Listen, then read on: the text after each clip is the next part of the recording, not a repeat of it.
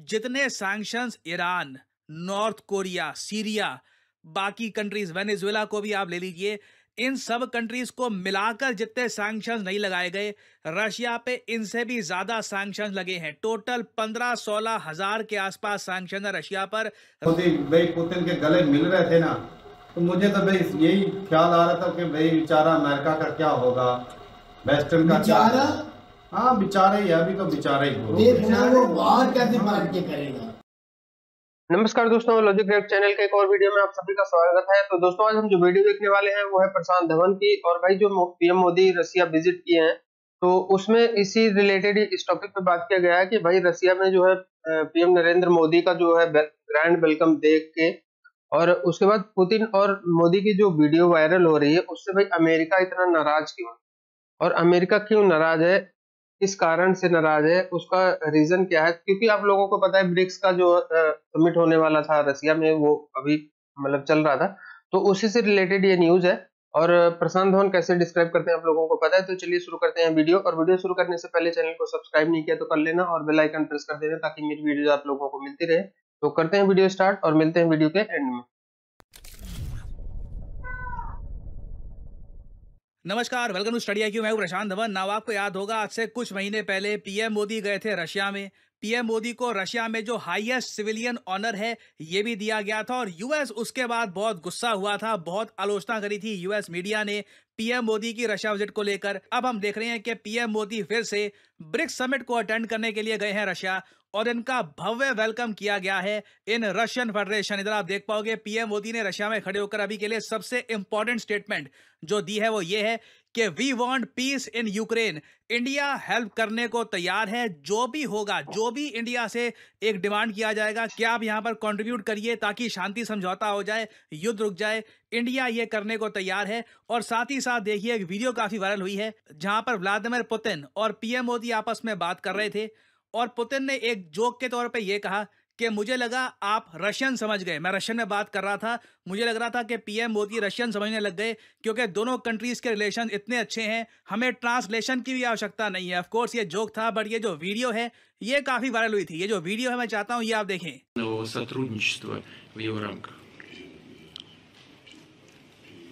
माननीय प्रधानमंत्री जी, у нас такие отношения, что я считал, что вы и так все понимаете. हमारे इतने रिश्ते हैं कि मुझे ऐसा लगा कि आपको कोई अनुवाद नहीं चाहिए।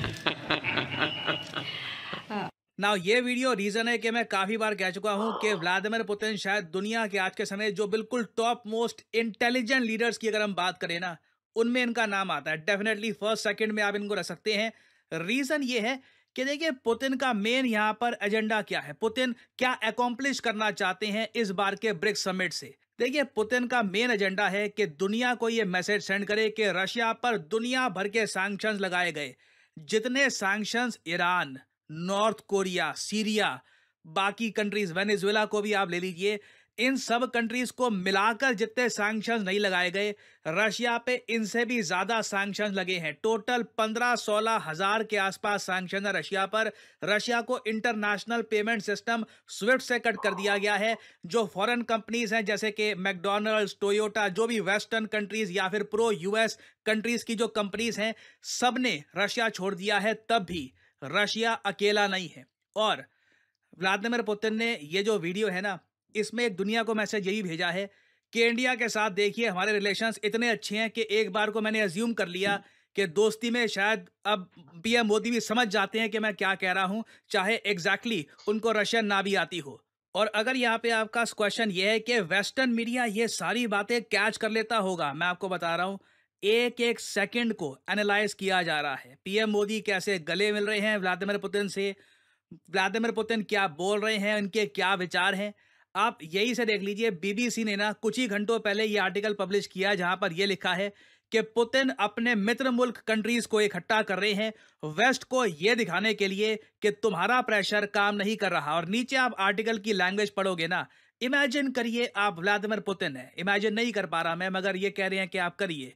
फिर आगे नीचे लिखा है कि आप पर आरोप लगाया है दुनिया ने कि आपने यूक्रेन को इन्वेड किया है, सैंक्शंस लगाए जा रहे हैं आपकी कंट्री की इकोनॉमी पर, ताकि ग्लोबली आपकी कंट्री आइसोलेट हो जाए।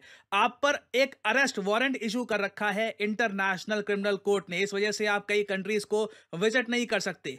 तो आप इन दी एंड क्या करोगे? आप एक ग्रैंड समिट होस्ट करोगे, जहां पर अगेन मैं यहां पर यह बोलूंगा, इस समिट में जो सारे ब्रिक्स कंट्रीज हैं वो तो आए ही आए हैं, उसके अलावा व्लादिमीर पुतिन ने इजराइल, जी हाँ मुझे यहाँ पर बोलना पड़ेगा, इजराइल और यूएस दोनों को एक बहुत ही स्ट्रांग मैसेज भेजा है। और ये मैसेज इन फोटोज में आप देख पाओगे। आज के समय वैसे बाय द वे कुछ लोगों को अगर पता नहीं है, ब्रिक्स के बारे में जब लोग सोचते हैं तो उनको लगता है कि ब्रिक्स, अच्छा 5 मेंबर का यहाँ पे ग्रुप होगा, Brazil, Russia, India, China, South Africa, BRICS हो गया। नहीं, एक्चुअली ब्रिक्स के आज के समय 9 मेंबर हो चुके हैं। यहाँ पर यूएई, ईरान, इथियोपिया और इजिप्ट ये सब भी हैं। जी हाँ, ईरान आज के समय ब्रिक्स का मेंबर है। और इंटरेस्टिंगली व्लादिमीर पुतिन ने ईरान के प्रेसिडेंट को भी इनवाइट किया इस समिट में, करना ही था क्योंकि Iran is a member of BRICS, तो ईरान को यहाँ पर इनवाइट किया गया। और साथ ही साथ एंटोनियो गुतेरेस, यूनाइटेड नेशंस के सेक्रेटरी जनरल, जो आज के समय इजराइल के टारगेट पे हैं, जिन्हें इजराइल ने पर्सोना नॉन ग्राटा डिक्लेयर कर रखा है कि हमारे देश में ये आदमी आना नहीं चाहिए, अगर ये आदमी हमारे देश में आ गया तो सीधा हम इसको निकाल देंगे। ये दोनों भी रशिया पहुंचे हैं और ये मैं कहूंगा एक क्लियर मैसेज है व्लादिमीर पुतिन का टू इजराइल कि जिन लोगों को तुम टारगेट करोगे रशिया विल बैक देम। दूसरा काम व्लादिमीर पुतिन ने पिछले 6-7 महीनों में यह किया है कि इस समिट से पहले इंडिया चाइना को इकट्ठा एक पेज पर ये लेके आए हैं। मैं आपको पुरानी वीडियो में बता चुका हूं कि आज से कुछ महीने पहले जब अजीत डोवाल, भारत के नेशनल सिक्योरिटी एडवाइजर, ये गए थे सेंट पीटर्सबर्ग में, वहां पर रशिया की जमीन को एक आप कह लीजिए मेन प्लेटफॉर्म बनाकर व्लादिमीर पुतिन ने इंडिया चाइना की बात करवाई और वहीं से एक नींव रखी गई कि दोनों कंट्रीज अपने बॉर्डर के जो इश्यूज हैं ये काफी हद तक रिजॉल्व कर देंगे इस समिट से पहले। ये कोई कोइंसिडेंस नहीं है कि रशिया के ब्रिक्स समिट से पहले ही इंडिया अनाउंस करता है कि इंडिया चाइना का जो इशू था बॉर्डर को लेकर, यहाँ पे वापस साल 2020 की स्थिति आ जाएगी पेट्रोलिंग के इशू को लेकर। और यहाँ पे आप देख पाएंगे CNN, वेस्टर्न मीडिया इस बात को एक्सटेंसिवली कवर कर रहा है कि इंडिया चाइना ने एक डील कर ली है जिससे इनकी बॉर्डर पे जो टेंशन है ये बहुत ज्यादा कम हो जाएगी। चाइना ने भी ये बात ऑफिशियली कंफर्म कर दिया। ऐसा नहीं है कि सिर्फ इंडिया ये बात कह रहा है, चाइनीज साइड से भी ये बात कंफर्म हो चुकी है कि हाँ बिल्कुल इंडिया के साथ हमारा एक पैक्ट हो चुका है जिससे लद्दाख बॉर्डर स्टैंड ऑफ खत्म हो जाएगा। और अब चाइना का कहना है कि अगला फेज इनका ये है कि इंडिया के साथ रिलेशंस ये और ज्यादा कैसे मजबूत करे। आप समझ सकते हैं ये अमेरिकन के लिए कितनी बड़ी बैड न्यूज है। यहां पर ऐसा नहीं है कि किसी के प्रति आप क्रिटिकल होकर सोच रहे हैं, आप एक प्रॉपर लॉजिक भी यूज करें ना, कि आप अगर यूएस की जगह खुद होते, आपके लिए ड्रीम सिनेरियो होता कि इंडिया चाइना के बीच में टेंशन बनी रहे और इंडिया हमेशा डिपेंडेंट रहे यूएस पर, वेस्टर्न कंट्रीज पर। ये सारा जो आप कह लीजिए एक एज मिला था यूएस को, ये डिस्ट्रॉय हो चुका है। और अगर इंडिया चाइना के रिलेशंस आने वाले कुछ सालों में इंप्रूव होते हैं ना, आप देखेंगे इंडिया प्रॉपर जवाब दे पाएगा वेस्टर्न कंट्रीज को कनाडा के आरोपों का। मैं आपको एक बात बताता हूं, जैसे ही चाइनीज गवर्नमेंट ने यह देखा कि जस्टिन ट्रूडो एक तरीके से हेलबेंट हो चुके हैं इंडिया कनाडा रिलेशंस को डिस्ट्रॉय करने में, और याद रखिएगा अगला G7 समिट कनाडा में ही है, और since India Canada relations destroy हो रहे हैं, कहीं ना कहीं इसका negative impact India US relations पर भी आ रहा है। चाइना ने देखिए यहां पर एक मैं कहूंगा गोल्डन अपॉर्चुनिटी देखी कि बातचीत इंडिया के साथ वैसे हो ही रही है बॉर्डर इशू को खत्म करने की। ये गोल्डन अपॉर्चुनिटी है कि जब वेस्टर्न कंट्रीज बिल्कुल इंडिया पे दबाव डाल रही हैं, इसी वक्त इंडिया के साथ जो अपना इशू है बॉर्डर का ये रिजॉल्व कर लेते हैं। इससे एक बहुत स्ट्रांग मैसेज जाएगा कि ब्रिक्स का जो डी डॉलराइजेशन का एजेंडा है ये बिल्कुल स्ट्रांग है, और ब्रिक्स करेंसी जिसके बारे में हो सकता है कि इस समिट में कुछ डेवलपमेंट है। मैं ये नहीं कहूंगा कि व्लादिमीर पुतिन अचानक से नए रंग बिरंगे नोट दिखाएंगे कि देखिए ये ब्रिक्स करेंसी है, आज के बाद हम ये यूज करेंगे, ऐसा नहीं होने वाला। धीरे धीरे इसमें प्रोग्रेस होगी। इस समिट में डेफिनेटली एक नींव रखी जाएगी कि ब्रिक्स करेंसी अगर बनेगी तो इसका फाउंडेशन क्या होगा, ये इस करेंसी की वैल्यू कहां से आएगी, क्या गोल्ड से आएगी, बाकी जो कंट्रीज हैं इनके रिजर्व से आएगी, क्या लैंड से आएगी। लैंड भी एक पॉसिबिलिटी हो सकता है, क्योंकि जब आप एक करेंसी बनाते हो तो कहीं ना कहीं उसको एक बैकिंग मिलनी चाहिए। इंटरनेशनल ट्रेड में क्या उसका यूज होगा या नहीं होगा ये भी देखना होगा। सो अगेन ये समिट एक बहुत ज्यादा अच्छे समय पे आया है। कनाडा को भी एक प्रॉपर जवाब मिल रहा है कि इनके एक्शंस का क्या रिएक्शन होगा। आई कैन इमेजिन अमेरिकन्स इस वक्त जस्टिन ट्रूडो को लेकर बहुत फ्रस्ट्रेटेड होंगे, क्योंकि कनाडा ने ना लिटरली इंडिया को एक दुश्मन ही मान लिया था। इधर आप देख पाओगे आर्टिकल, ये जून 2024 का आर्टिकल है। कनाडा ने उस वक्त इंडिया को सेकेंड लार्जेस्ट फॉरेन थ्रेट बता दिया था कि इनकी डेमोक्रेसी को सबसे बड़ा थ्रेट आज के समय इंडिया से है। Russia third spot pay slip हो चुका था। यूएस ने भी देखिए बिल्कुल विकास यादव पर आरोप लगाए हैं, उनको मोस्ट वांटेड डिक्लेयर कर दिया है। बट अभी तक आप देखोगे जो बाइडन ने ऐसी कोई भाषा यूज नहीं करी जैसी जस्टिन ट्रूडो ने यूज करी है। जस्टिन ट्रूडो ने लिटरली इंडिया और कनाडा के रिलेशंस को डिस्ट्रॉय ही कर दिया है। तो देखिए बिल्कुल जो जस्टिन ट्रूडो का ब्लंडर है, व्लादिमीर पुतिन जैसे टफ जियोपॉलिटिकल प्लेयर इस ब्लंडर को जाने नहीं देंगे। डेफिनेटली इस समिट में बहुत सी मेजर डेवलपमेंट्स आएंगी। कोई बड़ी बात नहीं है कि कहीं ना कहीं कनाडा का डायरेक्टली या फिर इनडायरेक्टली मेंशन भी किया जाए। तो इस टॉपिक से रिलेटेड कुछ डेवलपमेंट्स आती है, मैं आपके लिए बाद में अपडेटेड वीडियोस लाता रहूंगा। और फाइनली यहाँ पे मैं आप लोगों से एक सवाल पूछूंगा कि हाल ही में किस कंट्री के साथ इंडिया ने नसीम अल बहर नाम की नेवल एक्सरसाइज कंडक्ट करी है। इंडिया का एक बहुत ही इंपॉर्टेंट फ्रेंडली कंट्री है ये। बताइए किस कंट्री के साथ इंडिया ने यह युद्ध अभ्यास किया है। ये हैं यहाँ पे आपकी ऑप्शंस, यूएई, ओमान, ईरान या फिर कतर। नसीम अल बहर आज के समय देखिए यूपीएससी, एसएससी हर एग्जाम्स में ऐसे क्वेश्चंस कॉमन हो रहे हैं, तो you need to remember all these names. बताइए किस कंट्री के साथ इंडिया ने करा है ये युद्ध अभ्यास।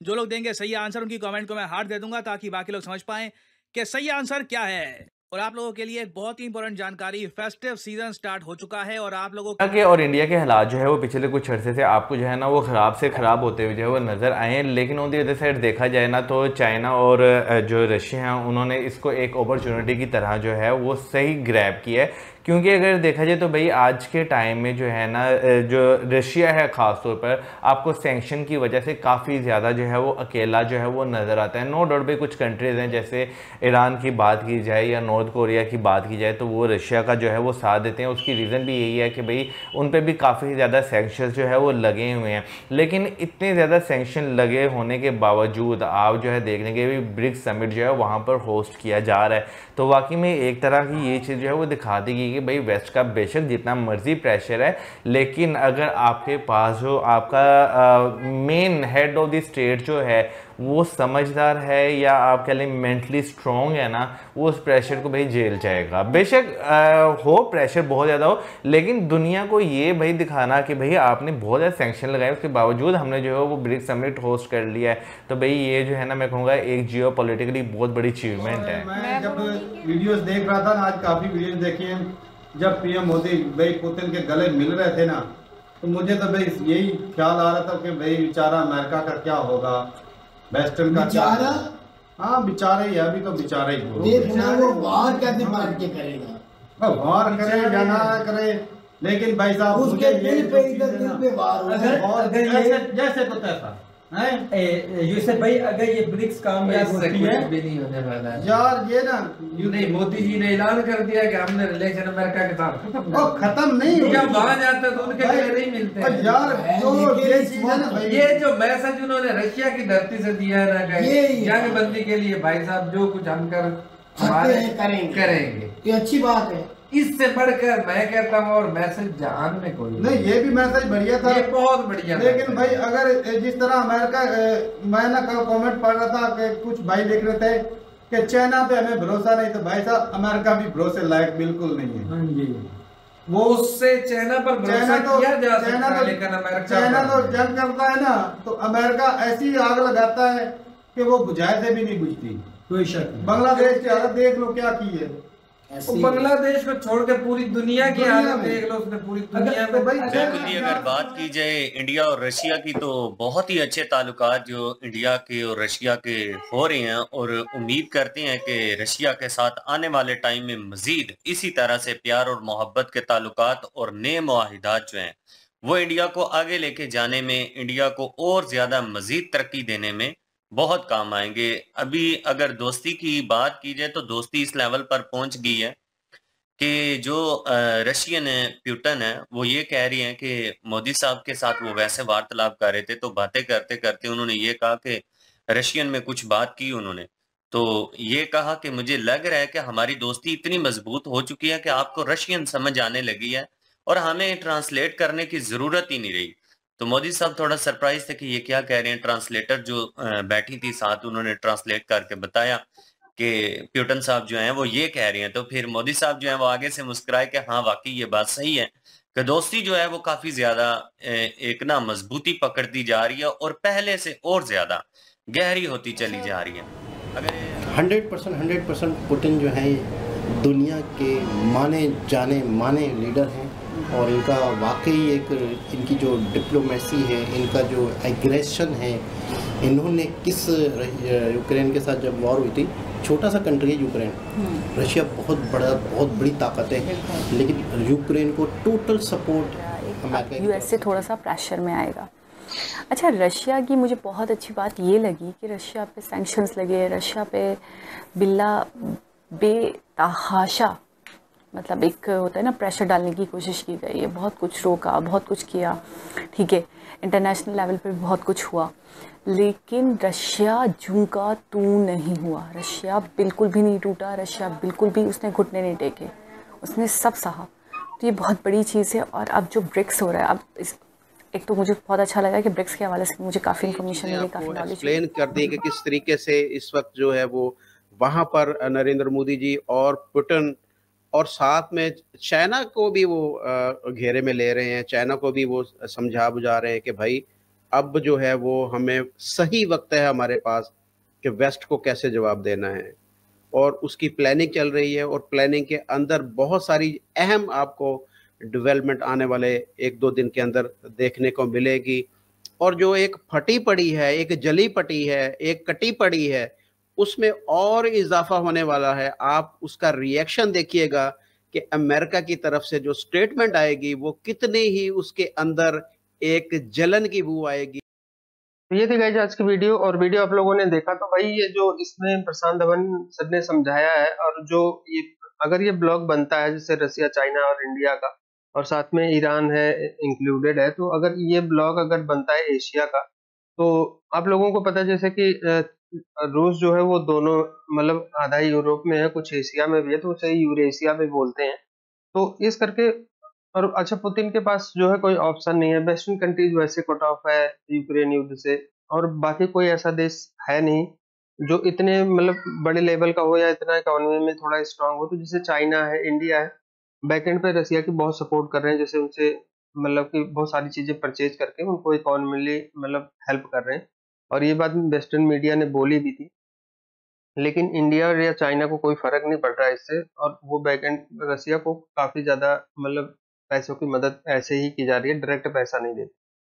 तो जैसे रसिया के सामान के बदले सामान रसिया को दे दिया जाता है, तो ऐसे बहुत सारी तरीके से हेल्प कर रहे हैं, और बाकी और कंट्रीज हैं जो रसिया की हेल्प कर रही हैं।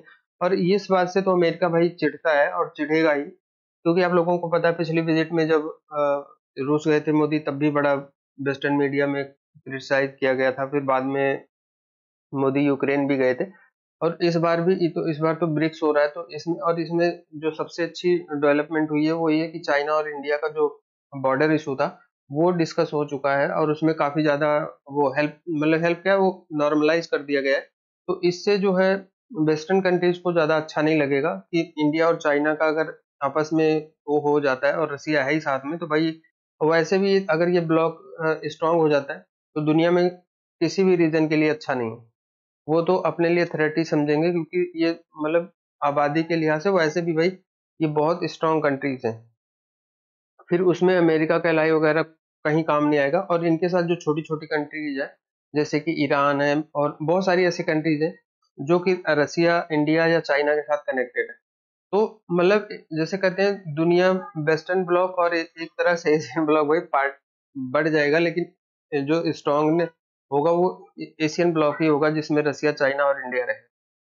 तो आई होप तो आपको लोगों को वीडियो अच्छी लगी होगी। अगर वीडियो अच्छी लगी होगी तो वीडियो को लाइक और शेयर करना मत भूलना, और साथ में चैनल को सब्सक्राइब नहीं किया अभी तक तो कर लेना, और बेल आइकन प्रेस कर देना ताकि मेरी वीडियो आप लोगों को मिलती रहे। तो मिलते हैं नेक्स्ट वीडियो में, तब तक के लिए नमस्कार, जय हिंद।